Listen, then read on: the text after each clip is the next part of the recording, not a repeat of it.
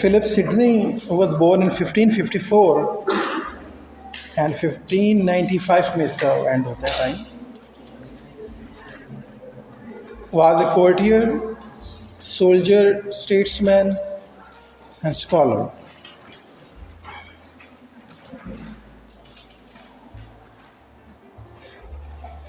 And a distinguished poet of the 16th century. He lived during the Elizabethan age, so he was a contemporary of Shakespeare. And that was the age of Renaissance. इस पे भी हमने detail से बात कर ली थी.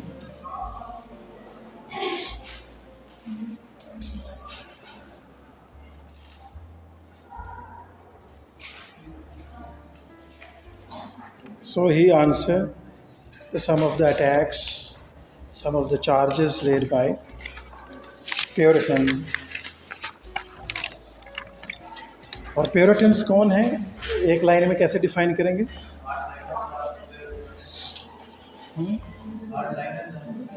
Hard liners.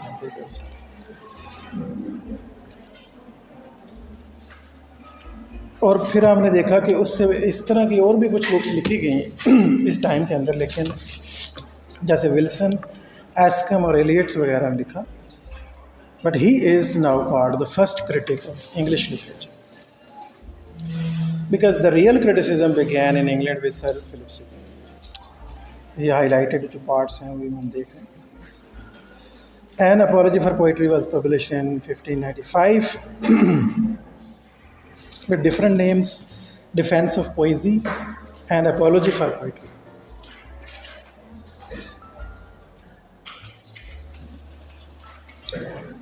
फिर हमने बात की कि उसने डिफरेंट आथर्स को इनकॉर्पोरेट किया है अपनी रिसर्च के अंदर, अपने ट्रीटस के अंदर, अपने ऐसे के अंदर या अपनी थियरी के अंदर.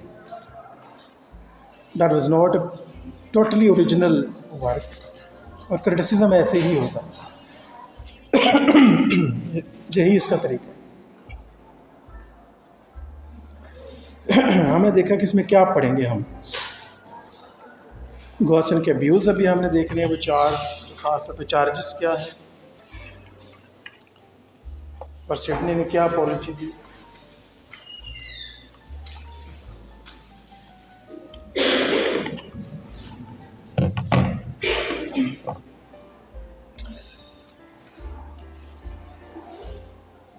और उसके अपने व्यूज़ क्या हैं about poetry, definition of the poetry इसके यहाँ क्या है, कैसे लागू, और हिस्ट्री और फिलॉसफी से जो कंपैरिजन. ठीक है. फिर काइंड्स ऑफ पोइट्री और ऑब्जेक्शन, और इसके रिव्यू जो है about contemporary drama and poetry.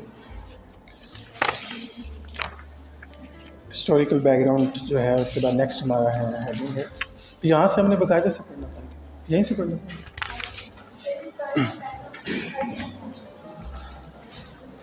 नहीं, 1.1 से हमने स्टार्ट करना, 2 से 1.1 हो गया. ठीक है. 1.1 में हमने क्या पढ़ा? School of abuse, that is the book publish in 1579. उसको देखते हैं. और ironically that was dedicated to Sidney. और सिडनी ने ही उसका फिर रिप्लाई दिया. ठीक.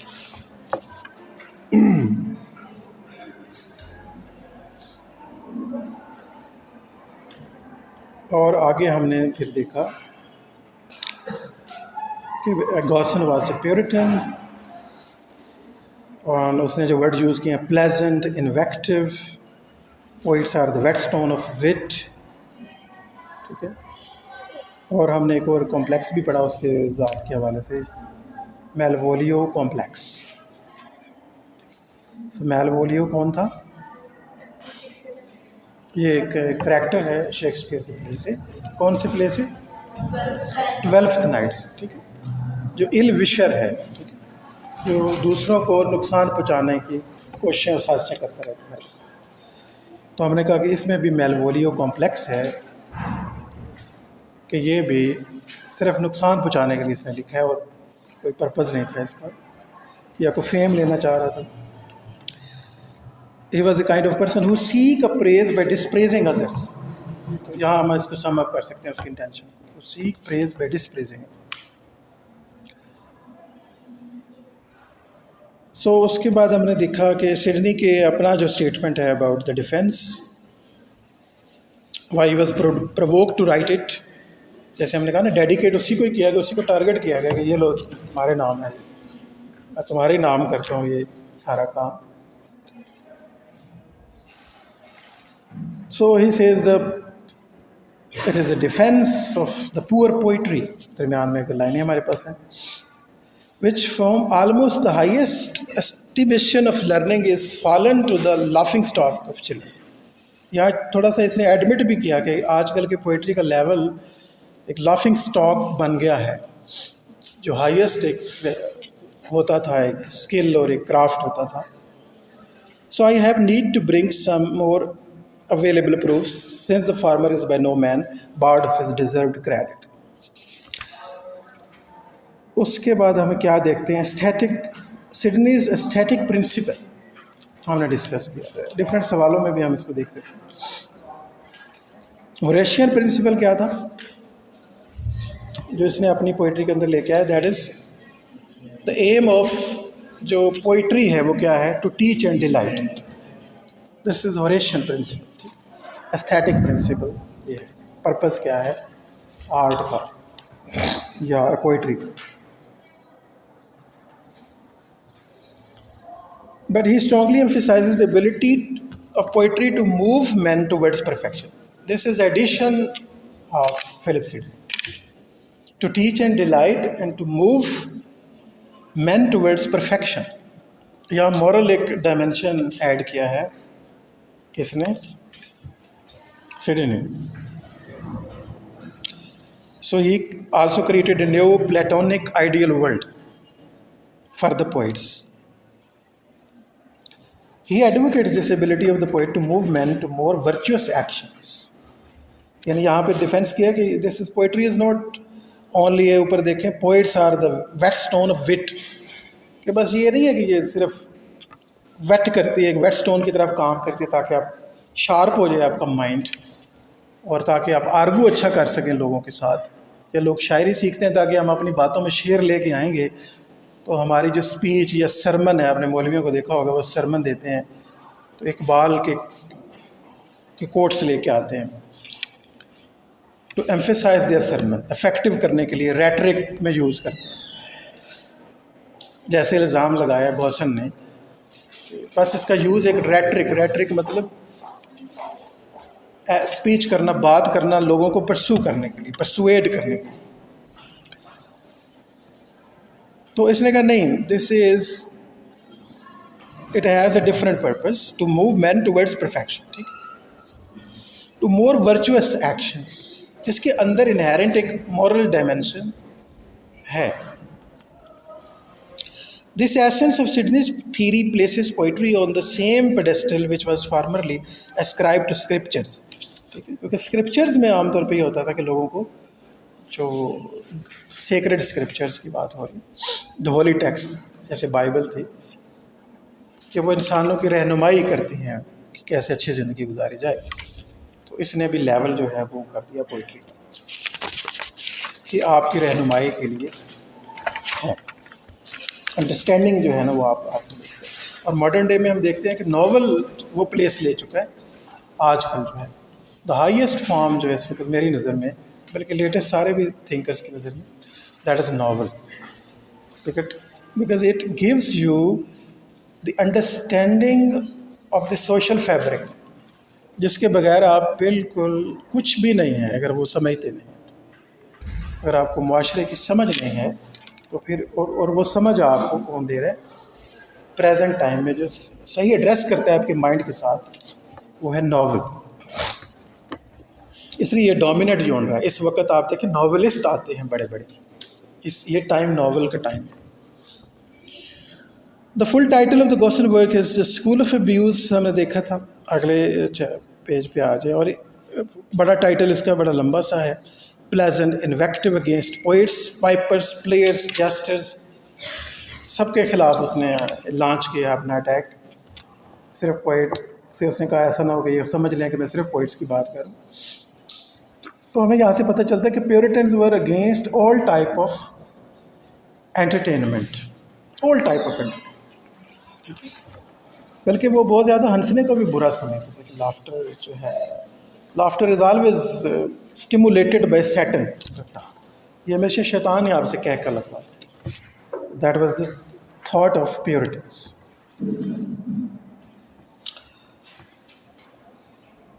सिडनीज अपॉलॉजी फॉर पोइट्री की तरफ हम आ रहे हैं टुडेज टॉपिक। तो nature never set forth earth in so rich tapestry as diverse poets have done. कुछ लाइनों में हम देखते हैं। Neither with pleasant rivers, fruitful trees, sweet smelling flowers, nor whatever else may make the too much loved earth more lovely. Her world is brazen and the poets only deliver a golden। ये मैंने highlight भी किया इसका। Page 6 पे Philip Sidney लिख रहा है। पीछे आपने उसका इन्वेक्टिव देखा ना, बिल्कुल स्कूल ऑफ अब्यूज़ में बिल्कुल पिछले ही पैराग्राफ में एक स्ट्रॉन्ग अटैक आपको नज़र आ रहा है कि पोइट्स क्या हैं, फ्लैग ऑफ डिफाइंस है और mischievous exercise, bulwarks, profane writers, highlighted party देख लें, एंड प्रॉफिटेबल जस्ट। और क्या कह रहे हैं Sidney, nature never set forth earth in so rich tapestry as diverse poets have done. ठीक, neither with pleasant rivers, fruitful trees, sweet smelling flowers, nor whatever else may make the too much loved earth more lovely। ठीक है, nature से compare कर रहे poet कि nature ने शायद फितरत में उतनी खूबसूरती पता नहीं रखी है कि नहीं रखी। हमें नहीं पता फूल इतने खूबसूरत हैं कि नहीं, दरिया इतने खूबसूरत हैं कि नहीं। ये आम आदमी हर जगह गुजरता रहता है, फूल भी होते हैं, पाँव रख के चला जाता है, घास भी होता है, कभी ध्यान नहीं दिया कि इतना खूबसूरत होगा। और ये हमें एहसास कौन दिलाते हैं, किनको पढ़ने के बाद हमें ज़्यादा ख्याल आता है? पोइट्स को। जब आप पढ़ते हैं उनकी नज़में about winds, about clouds, about rivers, streams, या आप मुस्तनसर के सफ़रनामे पढ़ते हैं कि केटू कहानी और शुमाली इलाकों का वो सफ़र करता है, तो फिर हम जब वहाँ जाते हैं तो हमें भी वो इमेजिनेशन नज़र आती है एहसास। So her world, her main hair nature, her world is brazen. देखा जाए तो नेचर की वर्ल्ड तो बेजान है। यहाँ जो आपको नेचर बाहर भी नज़र आ रही है, इसमें ऐसा सच कोई आपको अपील करने वाली चीज़ नहीं, उसके अंदर ऐसी कोई चीज़ नहीं है। ये पोएट उसे देते हैं। The poets only deliver a golden. ठीक है, हर वर्ल्ड इज़ ब्रेजन एक्चुअली। इसे गोल्डन कौन करता है, इसे इतना अट्रैक्टिव कौन बनाता है? क्योंकि अगर उसके अंदर ही सब कुछ होता और इंसान शुरू से इतना होता, तो जो नहीं पढ़ते हैं बुक्स, उनमें भी इतनी सेंसिटिविटी होती। नो मैटर के कुछ लोगों में हो सकती है, एक्सेप्शनल केसेस हो सकते हैं, लेकिन मोस्टली क्या है कि people are mostly oblivion to the beauty of the nature. They have no interest in it, no inspiration. आप देखते हैं ये टेस्ट डेवलप करना पड़ता है पढ़ा पढ़ा के। पोइट्स का पहले से है कि पोइट्स को वो चीज़ें नज़र आती हैं।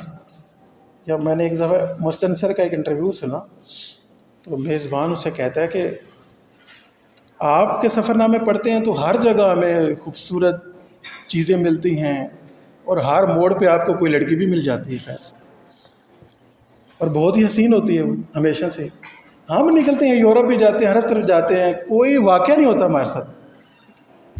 हमारे साथ ऐसा कोई इंटरेस्टिंग इंसिडेंट नहीं होता जो आपकी बुक में लगातार होते रहते हैं। तो क्या इसकी वजह है कि आप ही के साथ ऐसा क्यों होता है? तो this is the I of the poet, basically writer. ठीक है, एस्थेटिक सेंस आपके अंदर होगी तो चीज़ें आपको अपील करेंगी ना, चीज़ें तो आपको भी मिल रही होती हैं। जैसे वासिफ ने बड़ी खूबसूरत एक लाइन लिखी थी, मैं बहुत छोटा सा था तो मैंने पहली बुक जो पढ़ी ना out of syllabus, that was the Kiran Suraj, library से मैंने ली और वैसे मैंने वापस नहीं की थी आज तक। अभी तक मेरे घर पड़ी है। तो ये पहली बुक थी जो इस तरह हुआ मेरे साथ। बाद में तो मैंने खुद खरीद के बुक पढ़ी। उन्होंने नहीं मांगी नहीं ना, लगता कोई पढ़ता ही नहीं था।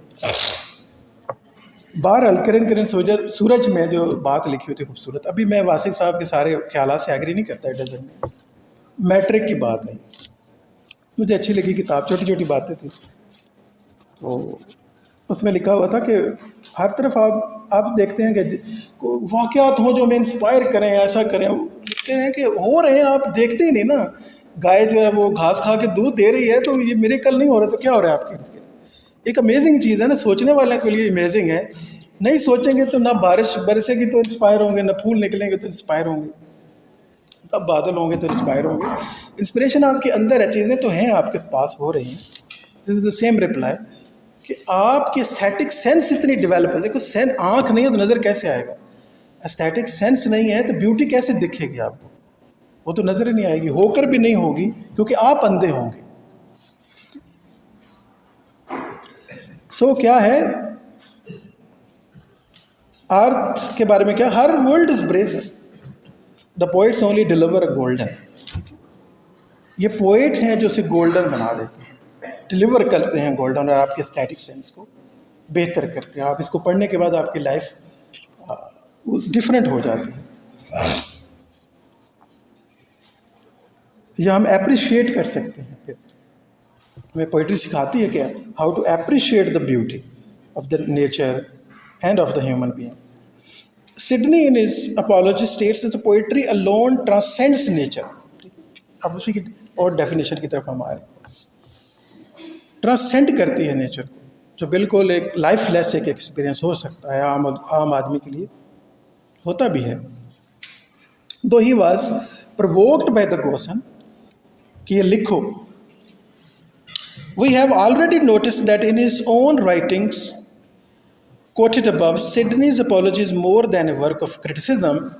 यहाँ पे हम नोट कर भी रहे हैं, ऊपर पैसेज को भी देखें तो सिर्फ ये क्रिटिसिज्म नहीं कि क्या होती है पोइट्री और इसका ये डिफेंस है बस, यहाँ तक तो ये क्रिटिसिज्म की बुक होती है। मोर देन क्रिटिसिज्म कैसे है? It is a remarkable piece of literature also. ऊपर आप पेज 6 का पैराग्राफ दिया गया, आप इसको देख सकते हैं कि इतना लिटरेरी स्टाइल है उनका बात करने का, खुद का। ठीक है। The essay restores our faith in poetry as well as in ourselves. He has not confined himself within narrow critical thoughts. Rather, his clarity and the elegance makes him stand tall above others. तो दूसरे जो author हमने देखे थे इसी time के अंदर, उनकी बुक्स से ये बेटर है because of the clarity and the elegance and the writing और लिटरेरी स्टाइल। अगर मैं आपसे ये सवाल करूं ये किस तरह बेहतर है, मोर देन क्रिटिसिज्म का वर्क कैसे है, तो ये उसका जवाब है। One of the main tenets of the 16th century Protestantism is that man is not virtuous and is capable of doing any good to himself or to the society or at state at large। 16th century का जो Protestantism था, क्या कि man is not virtuous and is incapable of doing any good or himself। Sidney's essay is reflective of the humanistic world view। Sydney का जो world view है वो बिल्कुल उसी तरह एक ह्यूमनिस्टिक वर्ल्ड व्यू है। Thus he was much ahead of his time। बहुत आगे की उसने बातें लिखी हैं जो जाके एनलाइटनमेंट एज में हम देखते हैं कि ज़्यादा इन बातों को समझा के आगे जाके जब रीज़न और साइंस और ज़्यादा डेवलप होती है। And that the poet had the idea is manifest by delivering them forth in such excellency as he hath imagined them, which delivering forth also is not wholly imaginative, as we are wont to say by them that build castles in the air, but so far substantially it worketh। Whereas the 16th century Protestantism thought otherwise, Sidney reiterates his belief in humanity and substantiated his point by arguing that the poet's creativeness is the highest human faculty। कि जो creativity है, जो imagination है, because the poet hath that idea is manifest। Through the poets mind idea जो है वो manifest होता नजर आता है। उसकी इमेजिनेशन की बात की इसने। द हाइएस्ट फिकेलिटी, और ये शुरू भी हो चुकी थी, that was the renaissance where the human beings are now the centre of everything. Man is the measure of all thing वाला कॉन्सेप्ट चलने का था कि इंसान तय करता है क्या चीज़ क्या है, और वही तय करता है यकीन। So poets creativeness is the highest human faculty. और अभी भी लेटेस्ट जो आथर हम उनको देखते हैं ना, जैसे हरारी की बुक है सेपियंस, अगर आप इसे देखें तो उसमें भी वो कहता है कि जो highest ability of human being है ना, वो उसका इमेजिनेशन और क्रिएट करना है। जो चीज़ें नहीं है उनको बना लेना है वहाँ पर। और that is the prior to language. ये लैंग्वेज उसी डोमेन में सिंबल है। लैंग्वेज एक सिंबॉलिक वर्ल्ड है जो इमेजिनेशन में एग्जिस्ट करती है। इसलिए लैंग्वेज के सारे जो भी प्रोमिसेस होंगे वो ज़रूरी नहीं कि रियल लाइफ को रेफ़र भी कर रही हो। This is only a referential system exist in your imagination. Lacan को आगे आप जब पढ़ेंगे तो ज़्यादा आपको समझ आएगा कितनी कन्फ्यूजिंग है लैंग्वेज। ऑल दो इसी को हम यूज़ करते हैं आइडियाज़ को ट्रांसफ़र करने के लिए। ठीक है, जो मैं पढ़ रहा हूँ this is all symbolic language. इसमें आपके माइंड में जा रहा है और वहाँ रिक्रिएट हो रहा है सब। सो दैट इमेजिनेटिव वर्ल्ड है, तो ये चीज़ें हो रही हैं। एक एनिमल में इमेजिनेशन नहीं होती, इसलिए वो कभी भी ज़बान नहीं सीख पाएगा। जितनी मर्जी कोशिशें हो चुकी हैं लैंग्वेज सिखाने के लिए, साइंटिस्ट ने ट्राई की हैं। तोता जो भी रिपीट करता है ना, वो समझता नहीं है, वो जस्ट रिपीट करता है आपकी साउंड्स को, उसे नहीं पता कि बात क्या हो रही है।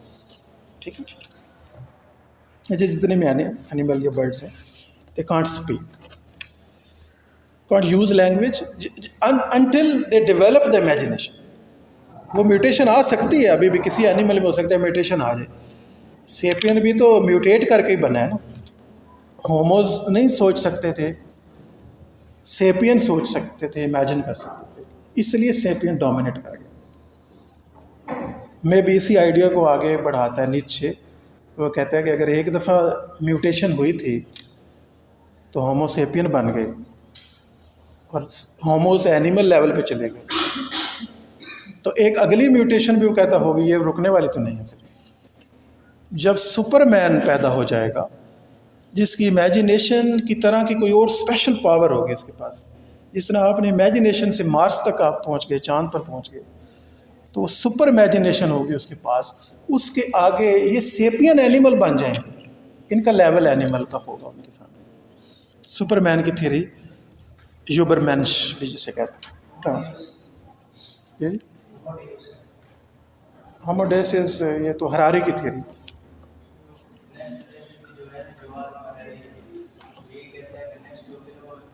होमोडेस होगी, वो और चीज़ें, वो टेक्नोलॉजी के ज़रिए से पावर लेना है। तो वो म्यूटेशन की मैं बात करूँ, नेक्स्ट म्यूटेशन आएगी और वो बन जाएंगे। This is the theory of Nietzsche, Friedrich Nietzsche, German philosopher, जो बहुत पुरानी बात है, ये 18th सेंचुरी। सो प्रायर इम्पोर्टेंस इसकी थी, हम बात कर रहे थे लैंग्वेज से भी जो ज़्यादा बड़ी चीज़ है ना, वो इमेजिनेशन है आपकी। ठीक है, जैसे आइंस्टाइन ने भी कहा कि अक्ल से तो आप सिर्फ कैलकुलेशन कर सकते हैं, पर इमेजिनेशन से you can grasp everything. Imagination wider है, हर चीज़ पॉसिबल हो जाती है वहाँ पे आप चाहें। और बहुत इंटरेस्टिंग बात है, आपका जो अनकॉन्शियस माइंड होता है, फ्राइड कहते हैं, वो आप इमेजिन करें या रियल में करें, उसके लिए एक ही बात है। ये बात अगर आप समझ आए तो हैरान हो।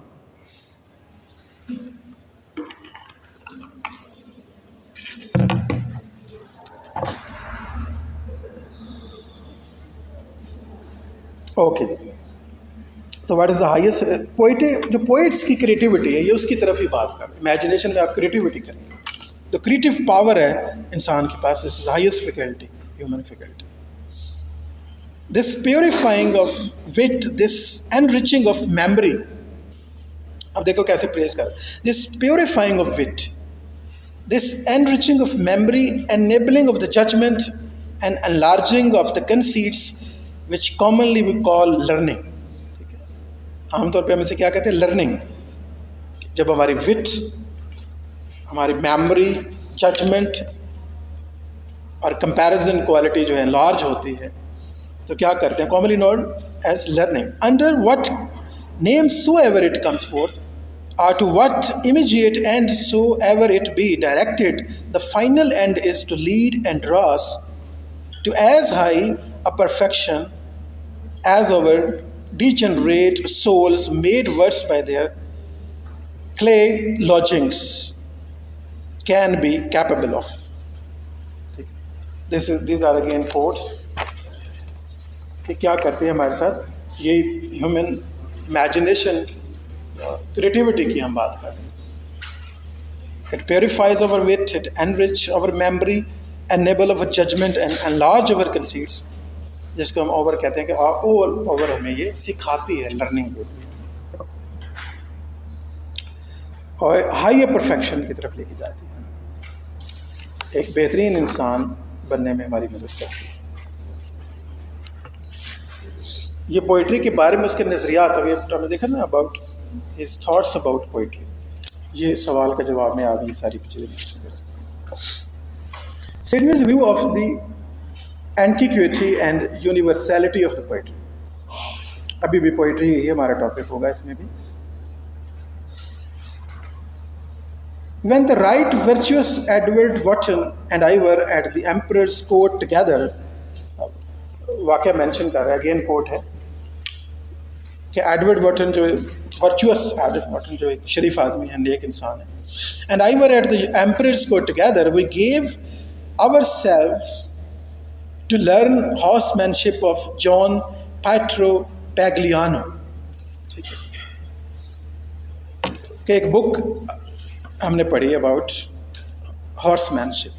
ठीक है, बुक वो आगे स्टार्ट करते हुए बात करते हैं थोड़ी कि पोइट्री क्या है और पोइट्स हमें क्या बेनिफिट देते हैं। इस पे बात करने के बाद अगली बात क्या है, one that with great commendation had the place of an esquire in his stable, and he according to the fertileness of the Italian wit did not only afford us the demonstration of his practice, but sought to enrich our minds with the contemplations therein, with he thought most precious।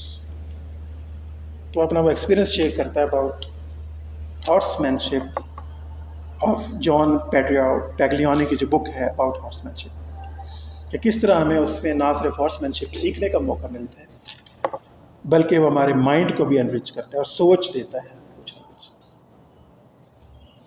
This is how Sydney begins his एसे, एक example के साथ। On a rather curious note, we would say, before launching a defense of poetry, Sidney justifies his stand by referring in a half humorous manner to a treatise on horsemanship by Pietro Pagliano, जो Italian writer है। उनकी book का एक हवाला दे रहा है आते साथ ही डिफेंस से पहले। If the art of horsemanship can deserve such an eloquent eulogy, हॉर्समैनशिप यानी घुड़सवारी, घोड़ों को वो टाइम था खैर, हाउएवर अगर उस पर लिखी जाने वाली किताब है आर्ट ऑफ हॉर्समैनशिप, अगर उस फन को बंदा इतनी तारीफ करता है, योलॉजी है and vindication, surely poetry has better claims for eulogy and vindication. ठीक है, तो कहता है अगर वो ऐसी किताब जो है वो उसकी एक अहमियत है, क्योंकि जब हॉर्समैनशिप आप सीखते हैं तो एक आर्ट आपके पास डेवलप होती है। तो कहता है पोइट्री तो ज़्यादा बड़ी बात है। अगर मैं इस पे किताब लिखने जा रहा हूँ तो कोई ये ना सोचे कि ये तो सच finds Sidney finds a just cause to plead a case for the poetry, since it has fallen from the highest estimation of learning to the laughing stock of children। ठीक है, तो वो कहते हैं मैं इसका डिफेंस दे रहा हूँ, this is the reason because it has fallen from the highest place to the laughing stock of children. एक वजह ये बनी, और पहली वो रीज़न रखता है कि पैग्लियानो की जो बुक है उसकी तारीफ कर, और फिर बताता है कि अगर ये देखिए ये किताब अगर आप पढ़ते हैं और इसे सीखते हैं हॉर्समैनशिप के बारे में, तो पोइट्री पे जो मैं बुक लिखने लगा हूँ या ये टॉपिक तो हाईएस्ट प्रेज डिजर्व करता है, ये ज़्यादा इम्पोर्टेंट है हॉर्समैनशिप से भी। तो क्या लिखा है, if the art of horsemanship can deserve such eloquent eulogy and vindication, surely poetry has better claim for the eulogy and vindication. Okay, Sydney finds a just cause to plead a case for the poetry since it has fallen from the highest estimation of learning to be the laughing stock of children. The equerry was always busy blowing his own trumpet. From Pagliano, Sydney learned this trick of magnifying his own vocation as well as horsemanship. Nazir एक example दे के तो उसने एक justification दी है अपने work के लिए, how it is important, or at first he is resolved to establish poetry as the mother of all knowledge. ठीक है, सबसे पहले वो किस पॉइंट को लेके आता है कि पोइट्री जो है is the mother of all knowledge. अमूमन हम कहते हैं philosophy is the mother of all knowledge, ठीक है, पर इसका क्लेम क्या है कि बिकॉज द अर्लीस्ट जो आपको वर्क्स मिले हैं, जो अर्लीस्ट ह्यूमन वर्क्स हैं, वो कौन से हैं? वो फिलॉसफी के हैं, हिस्ट्री के हैं या पोइट्री के हैं? सबसे कदीम जो एपिक फॉर्म में पोइट्री में मिलती है, यूनान की तो कदीम, या ग्रीस या वेस्टर्न सिविलाइजेशन में देखेंगे तो वो इलियड एंड ओडेसी हैं, ओल्डेस्ट एपिक्स हैं जो मच मच अर्लियर लिखी गई than the first philosophy of Thales was the first philosopher कहते हैं यूनान के अंदर, THALES। और अब भी उससे भी पुरानी डेट्स में कुछ ऐप मिली है, वर्क्स मिले हैं, that is also a poetry. और जैसे इंडिया का भी क्लेम है महाभारत एंड रामायणा, जो दो एपिक्स हैं, कि ये बहुत कदीम है, इलियड और ओडेसी से भी, ठीक है। और एक इराक़ के पास जो खुदाई के में एपिक मिली है, उसका क्या नाम है ये आपने बताना है, and it is called the may be the earliest human epic, ठीक है। आर्कियोलॉजिस्ट ने जो वर्क किया ना इराक़ के साथ, जो शहर मिला रेत के अंदर दबा हुआ, तो वहाँ पे क्ले टैबलेट्स मिली। पुराने ज़माने में लिखा जाता था, जो क्ले है ना, क्ले मट्टी, उसके ऊपर वो लिख के और फिर उसको सुखाया जाता था भट्टे में, जैसे ईंट नहीं बनती वो सख्त हो जाती है तो वो क्ले टैबलेट बन जाती थी। तो एक पेज जो है कितनी मुश्किल से तैयार होता था, इस तरह वो पेज तैयार, उसके ऊपर आप मोटा मोटा लिखा था। तो वो मिली हैं वहाँ, मोर देन 1 लाख प्लेट्स मिली हैं ज़मीन के नीचे से। बाबल की जो सिविलाइजेशन है वो दबी हुई है ना वहाँ पे, बाबल और नैनवा की आप सुनते हैं ना, तो बैबिलोनियन सिविलाइजेशन ये इराक़ में थी ना, ये मॉडर्न डे इराक़ है ना, इसी के पास कहीं वो 1921 की बात है जब अंग्रेज़ों ने वहाँ पे ऑक्युपाई किया।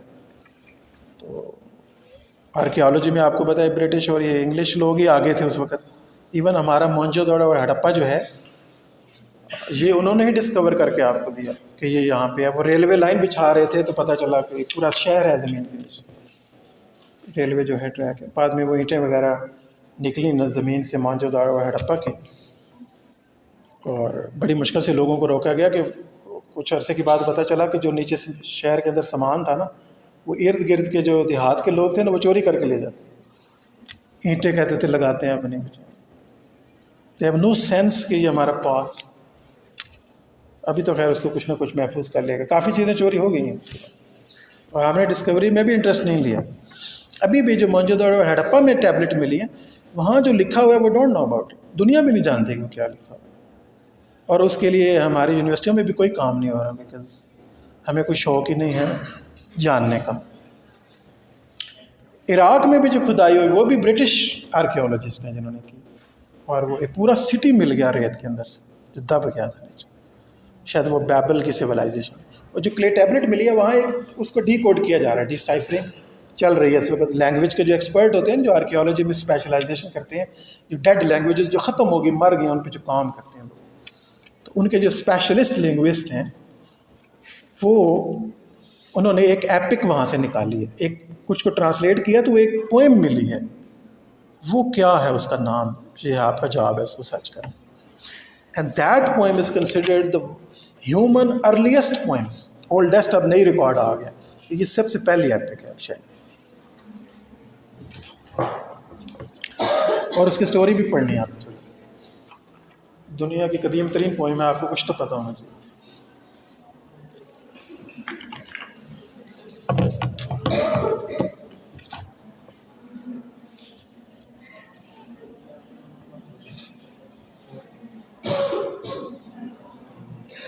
So he resolved to establish poetry as the mother of all knowledge. He says poetry is the mother of all knowledge, के सारे form of inquiries, philosophy भी इसी से निकली, ठीक है। हिस्ट्री, सोशियोलॉजी, साइकोलॉजी, बाकी सारी ब्रांचेस, आहिस्ता आहिस्ता फिर फिलासफी जन्म लिया, फिलासफी से फिर बाकी ब्रांचेस। तो अर्लीस्ट जो अटेम्प्ट की गई थी वो पोइट्री की फॉर्म में ही थी, ठीक है। जो इंसान ने ज़बान सीखने के बाद जो पहली फैकल्टी डेवलप की वो शायरी थी, ठीक है। He is concerned with the antiquity and universality of poetry. Antiquity मतलब कदीम तरीन है पोइट्री, और यूनिवर्सल है कि अब तक ये डोमिनेट कर रही है। और यूनिवर्सल मीन एक तो यूनिवर्सल ट्रूथ्स हैं इसके अंदर, और दूसरा यूनिवर्सली अपील करती है to everyone. He goes on to establish the fact that the poetry is respected in all ages and in all countries. ये इसकी universality, in all ages and all countries, even in uncivilized countries. वो जो civilisation में थोड़े पीछे रह गए, ये अनसिविलाइज और सैवेज लोग समझे जाते हैं जिनके यहाँ रूल्स कानून नहीं है। Among the Romans, now there is a quotation, among the Romans a poet was called Waits, ठीक है। रोमन्स के यहाँ पोइट्स को क्या कहते थे, वेट्स, पोइट्स नहीं कहते थे, वेट्स कहते थे। और फिलासफर को सेज कहते थे, philosophers were called sage and poets were called waits or sages, which is as much as diviner। वहाँ दर्जा क्या था पोइट्स का, एज ए डिवाइन को बीइंग समझा जाता था, ठीक है। जो यूनिवर्स की स्पिरिट है ना, वो कम्युनिकेट करती है उनके माइंड से, divine in the sense. And foreseer who can see the future and the past from the both side.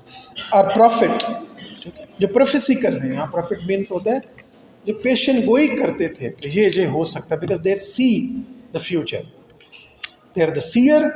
जैसे आप ट्रेजियास को देखते हैं ना, ब्लाइंड सीयर, एडिपस रेक्स के अंदर। Let us see how the Greeks named it and how they deemed of it. The Greeks called him a poet. Poet word Greek का word है। रोमन का क्या था, वेट्स, और उनके वेट्स के साथ क्या association see, divine and foreseer and prophet. Greek called the poet which name had the most excellent gone through other languages, ठीक है, जिसका मतलब होता था कि एक्सीलेंट पर्सन है और जिसको ढेर सारी ज़बानों के बारे में भी पता है। It cometh of this world poem which is to make. लफ्ज़ी मतलब जो है ना पोएट का वो है टू मेक, मेकर जो है ना, जैसे हमने लास्ट बुक पोएटिक्स में भी पढ़ा था, पोएट का मतलब होता था मेकर।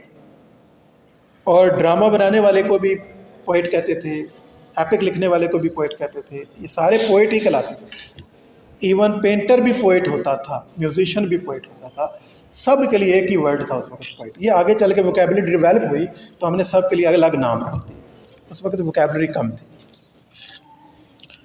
टू मेक, ठीक है, is the basic meaning of where in I know not whether by the luck or wisdom we English man have met with the Greeks in calling him a maker, which name how high and incomparable to title it is. I had rather were known by marking the scope of other sciences than by my partial allegations. So according to Sidney, all other human arts are subordinate to nature. Poetry alone transcends nature. कहता है कि सारे art जो हैं, other form of art जो हैं, वो nature को सिर्फ इमिटेट करते हैं। जैसे हमने पोइटिक्स में देखा, अब पोइटिक्स ये किस तरह थोड़ा सा अलग हो रहा है देखने। All other forms are subordinate and they only imitate the nature, only poetry transcends nature. Poetry nature को भी ट्रांसेंड करती है, उससे बियॉन्ड जाती है और नेचर को हमारे लिए मीनिंगफुल बनाती है। सिर्फ इमिटेट नहीं करती, उसे ट्रांसेंड करती है। Since the poet is a maker, because the poet is a maker, modern meaning उसने दिया। शैलीज डिफेंस ऑफ पोइट्री, आगे बुक शायद हम कभी भी देखें इसको, Shelley's defence of poetry, romantic जो डिफेंस है रोमांटिसिज्म का, is inspired by Sidney's apology for poetry. ये बिल्कुल तभी उसने, शैली ने नाम भी देखे डिफेंस ऑफ पोइट्री रखा है अपनी बुक का, जो आगे आएगी बहुत आगे टाइम में। अभी हम रेनेसां में पहुँचे हैं, प्यूरिटन एज भी है दरमियान में, रेस्टोरेशन पीरियड भी है, एनलाइटनमेंट भी है, फिर रोमांटिक एज आती है। तो हम इसका इन्फ्लुएंस देख सकते हैं शैली के ऊपर भी। In order to have a better understanding we can refer to Shelley's comment in this context. He says, Shelley का comment, he says none deserves the name of creator but God and the poet. Shelley देखे कितना मकाम रखता है poet का। शैली क्या कहता है, उसकी कोटेशन देखिएगा, none deserve the names of the creator, कहता कोई डिजर्व नहीं करता क्रीटर कहलवाना, कि सिर्फ खुदा और शायर कि दोनों ही क्रिएट करते हैं, एक दुनियाएं क्रिएट करते हैं, इमेजिनेशन की word. As God the creator creates his own universe, the poet too has his own world.